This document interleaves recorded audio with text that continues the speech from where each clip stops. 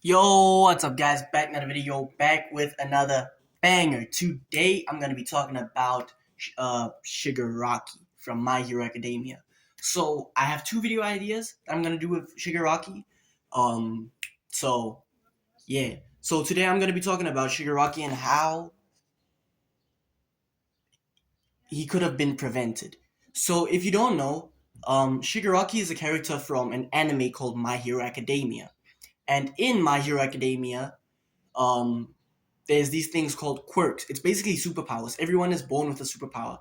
Um, Something similar to it is like mutants from the X-Men, those types. But then you get people, of course, that are born without superpowers.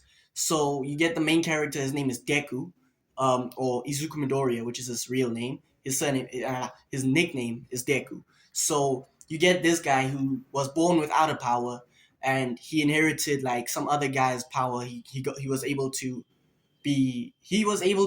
like inherit another guy's power, which is actually not it's not possible. But there's this one very special kind of power of which you can do that with, and the main character he got that power.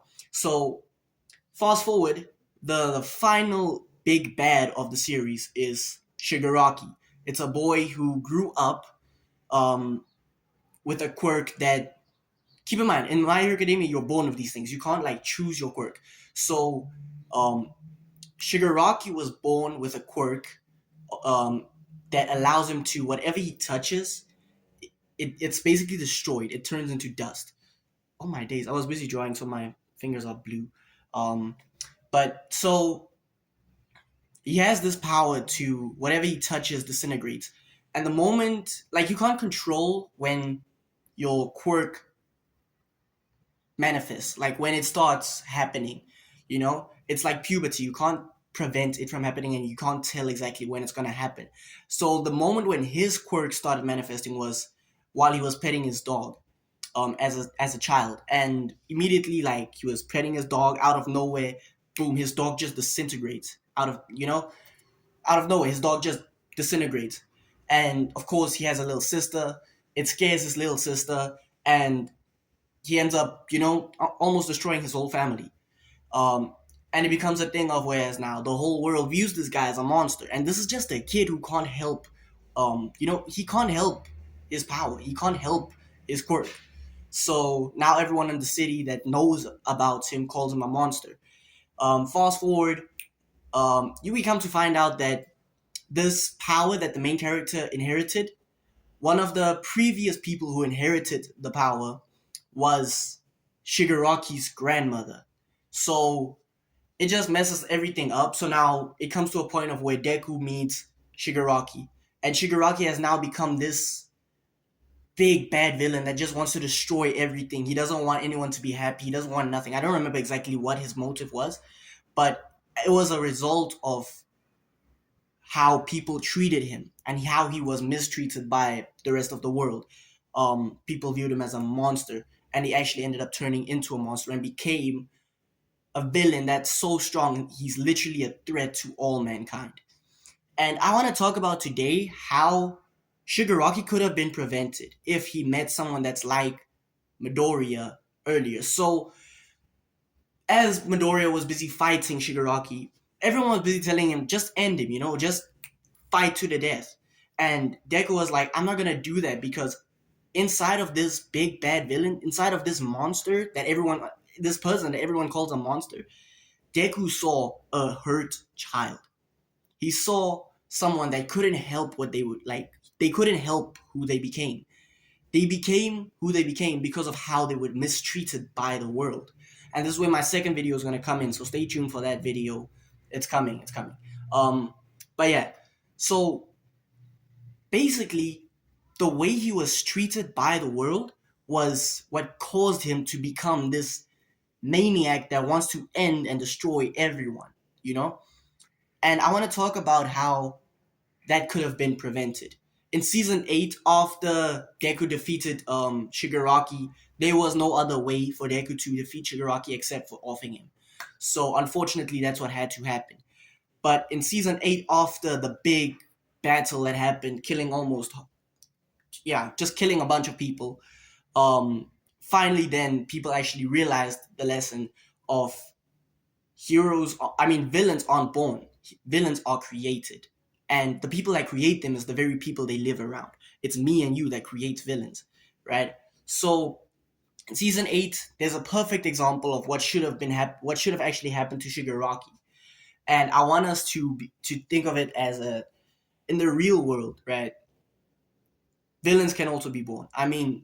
Created. Villains can also be created. I mean, look at who's this? Look at Hitler. Look at um I don't know. I'm not so big into like history and stuff, but like look at all the big bads of history. You get people like Hitler, who is one of the biggest big bads, you know. And if he met someone that actually was, you know, Christ-like enough to be kind to him, you know. And this is talking about Shigaraki now. Um, so okay, let me get back on track. So in season 8, there's an old lady that okay, so I'm so all over the place. I'm not using my script. I threw away my script because I recorded this video already, posted it, took it down because I realized I never ended up editing it. So now I don't have a script, so I'm just talking about straight from my head from what I remember. So in season 8, there's this child that his parents locked him up in a cage, right? And things happened. He escaped the cage, he escaped the house, he fled. And as he was busy walking down the street, he's busy thinking to himself, like, he's gonna get his revenge. He's busy plotting, you know, against the whole world because of what his parents did to him. And then his quirk starts manifesting, you know? And out of nowhere, an old lady comes up to the child and is like, hey, how you doing? What? You know, checking if the child is okay. And, like, by the time she's gotten to him, he was already plotting, but she managed to actually stop him from becoming the next villain, you know? So the heroes have learned instead of fighting the villains once they're already created, they need to start fighting to prevent villains from being created in the first place. And that's what we need to do as Christians. Us as Christians, our mission here on earth is to love our neighbors just as we love ourselves, you know? Um, Love God, love people. That's what we need to do, you know? And part of loving people is showing the fruits of the Spirit towards them. Love, joy, peace, kindness, gentleness, faithfulness, all those things, you know? Just being a good person towards other people. And us as Christians, that's our responsibility actually to prevent villains from being created. So I want to challenge you guys today that going through this upcoming week, well, I'm recording this on a Monday.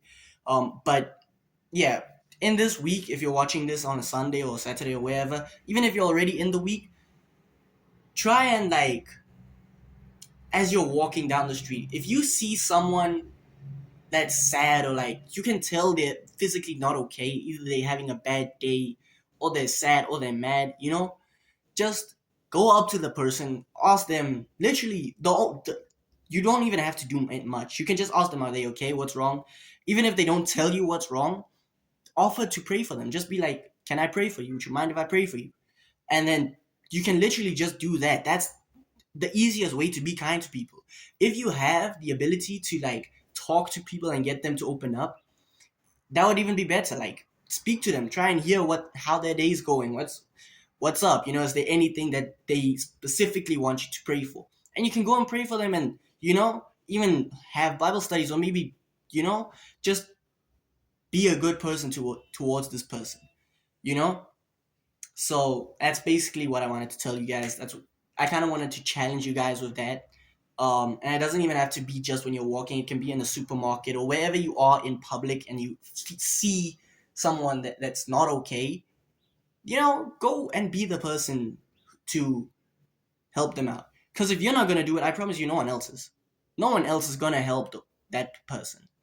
And put yourself in that shoes. Um, I recently did a thing of where I'm on a worship team, so every time we practice at church, our pastor is there, and he lets us say these things. He lets us declare these things. And one of the things that we declare is that I treat people the way I want to be treated, you know? And we need to treat people the way we want to be treated. That it's what the Bible says. And I'm sure that if you had a bad day and you are going down the street, you really probably wouldn't mind someone coming up to you and be like, "Can I pray for you?" Even if you like don't want that or wouldn't want that, at the end of the day, you would still be very grateful and thankful for like someone coming up to you and being like, "Can I pray for you? I can tell you're not having the best day. Can I pray for you? What's going on? What? Just knowing that someone sees you, knowing that someone is praying for you. And even if that person doesn't allow you to pray for them, nothing's stopping you from continuing on with your day and praying for them unconsensually. So that's just the message I wanted to share with you guys. Peace out.